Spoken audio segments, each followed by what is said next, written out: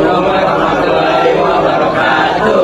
Perkenalkan, kami dari kelompok 4 akan membuat video vlog study tour di Yogyakarta. Saya Bima Repo Faridi. Saya Dimas Pratama. Saya Muhammad Kafe Ramadan. Saya Lagi Cipta Sinto. Saya Tiali Putra Pratama. Saya Muhammad Rajal. Saya Raka. Dan politik saya Istia.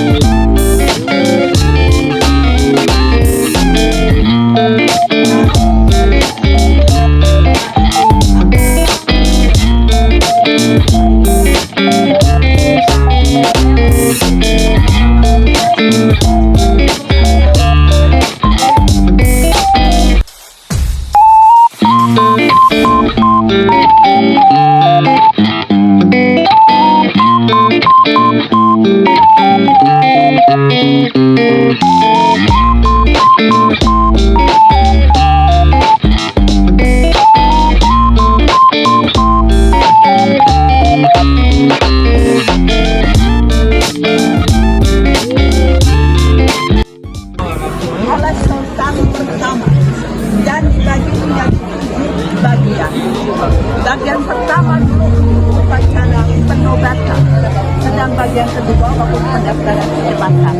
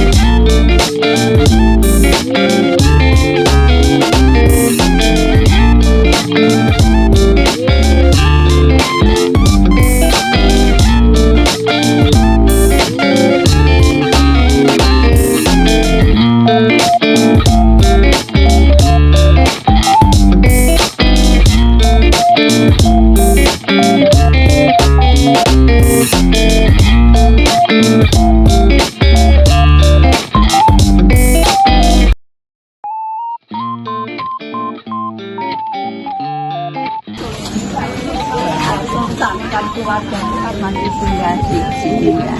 Itu gedung kuning. Itu kediamannya. Sultan Jogja itu tidak kalau di situ menjabat sebagai gubernur. Karena kan Yogyakarta itu kan daerah istimewa. Jadi di sini tidak pernah ada pemilihan gubernur. Kalau bupati wali kota ada ya. Tapi kalau gubernur itu mesti sultan. Sultan di sini itu otomatis menjadi gubernur. Kalau kantornya di Jalan Malioboro. Terus rumah tinggalnya itu di Gedung Kuning. Dia masih sini sultan juga merupakan rumah dinas gubernur ya. Kalau di sini ada bangsal namanya bangsal Kencono. Itu untuk upacara kebesaran. Misalnya upacara perkawinan atau kalau sultan menerima tamu-tamu semacam presiden, perdana menteri, raja, ratu ya, itu diterima oleh sultan di bangsal Kencono. Sampai sekarang masih dipakai. Di belakang itu ada bangsa, itu namanya bangsa Handalo. Handalo itu tempat untuk main musik. Yang terakhir dipakai tahun 39, itu masih zaman Belanda ya. Tapi sekarang juga kadang-kadang dipakai ya kalau ada event-event tertentu, misalnya Sumpah Pemuda, Hari Pahlawan itu ada pertunjukan juga di sini. Ya, ini berarti raja mana nih berkuting. Jadi kalau ada tamu mau bertemu sultan, tapi sekarang hanya untuk menunjukkan berkunjungan. Kalau yang ada yang itu gamelan. Jadi yang bisa boleh bisa berbayang.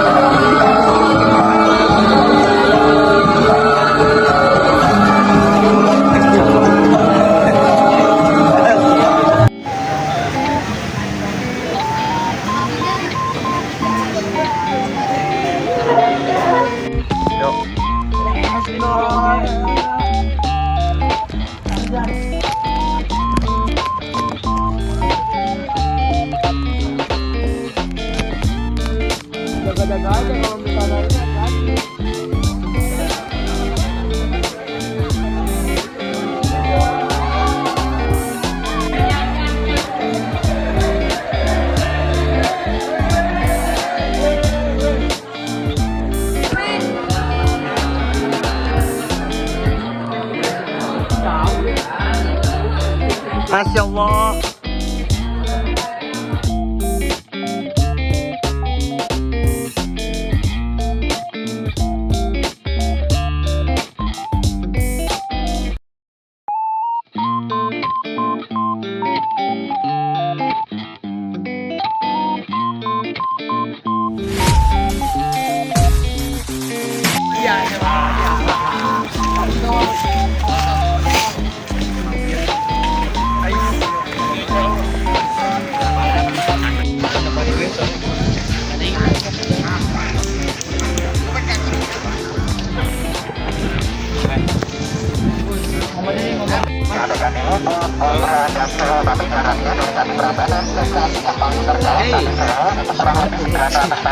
Jadi kalau mau jalan itu kurang lebih butuh 10 sampai 15 menit. Tapi nanti untuk 1 jam ke depan, nanti sama Mas Antam itu akan berangkat dari Prambanannya ya.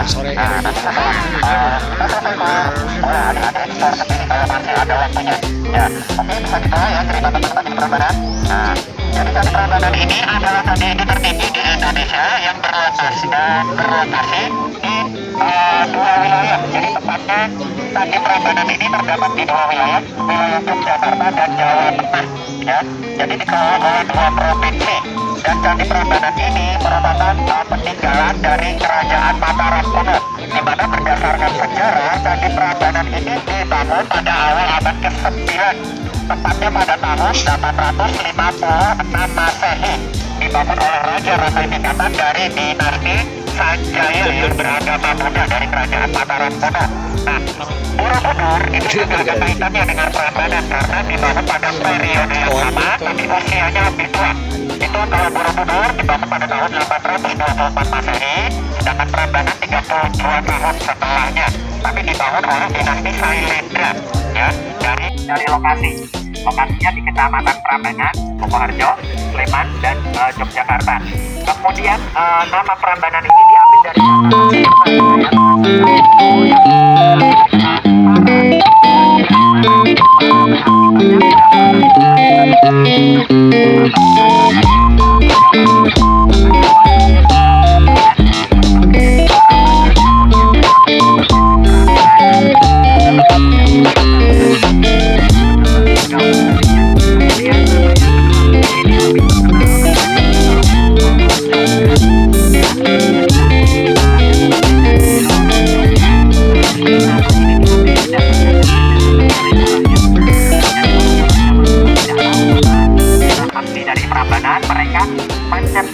membuat cerita ini untuk memperkenalkan Candi Prambanan. Tapi sayang cerita ini lebih populer, di mana dalam cerita ini candi ini dibangun oleh Bandung Bondowoso atas permintaan dari Roro Jonggrang yang sangat dicintai Bandung Bondowoso. Ketika Bandung Bondowoso melamar Roro Jonggrang meminta kepada Bandung Bondowoso untuk membuatkan 1000 candi dalam 1 malam sebagai seserahannya. Nah, padahal ini dilakukan Roro Jonggrang supaya Bandung Bondowoso ini mundur, kan nggak mungkin, impossible bikin 1000 candi dalam 1 malam. Nah, dan tapi anehnya Bandung Bondowoso ini menyambung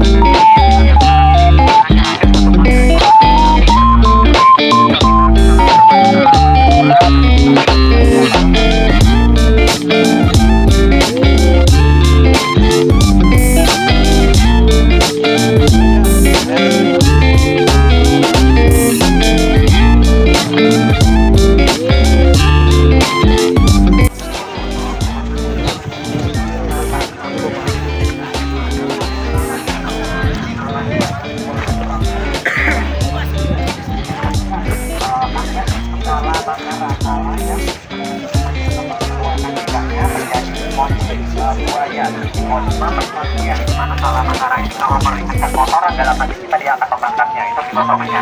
Kemudian batu yang asli ini terukir ya, ada ukiran-ukiran ini semuanya batu asli. Kemudian kalau untuk baru itu rulesnya, syaratnya untuk baru dipakai ya, ditandai pakai paku timah di tengahnya. Jadi ini batu yang baru karena batunya tidak disembuhkan batu aslinya, dan ada kondisi lain tidak boleh diukir. Jadi yang tanpa ukiran ada paku timahnya, ini adalah batu yang baru. Nah, jadi ada 40% seperti ini, 60% yang asli, dan ini kebanyakan ya, ini banyak lah ya, banyaknya lah yang baru. Nah, ini supaya apa? Supaya jaga-jaga, kan kita nggak tahu namanya bencana alam kapan terjadi, tapi posisinya di sudut, makanya disebut candi patok. Kemudian di candi utama, candi tengah itu adalah candi Siwa, candi dengan empat ruangannya. Jadi 47 meter, maaf, 47 meter. Nanti kita masuk ke candi Siwa itu, melihat setiap patungnya dan melihat relief Ramayananya. Dan di sana itu adalah candi Brahma, yang 34 meter. Wisnu sebelahnya. Jadi biasanya di candi-candi Hindu itu dalam satu komplek itu hanya ada satu dewa. Makanya perambanan seni spesial karena 3 dewa berada dalam satu komplek. Dan Siwa pun biasanya itu hanya digambarkan dengan lingga biasanya. Tahu lingga? Lingga itu masculinity of Siwa. Apa namanya ya? Seperti apa ya namanya? Seperti ini ya. Ujung runci itu adalah simbol lingga. Enggak tajam, jadi tumpul ya. Kemudian nanti boleh di-searching lingkap namanya, Siwa lingkap. Kemudian candi wahana ada 3, di depan Brahma ini adalah Aksa, di depan Siwa ini Nandi, dan di depan Wisnu ada Garuda ya, wahana-wahana semua tunggangan para dewa. Kemudian Siwa, wah Siwa. Lo beli ada kamera.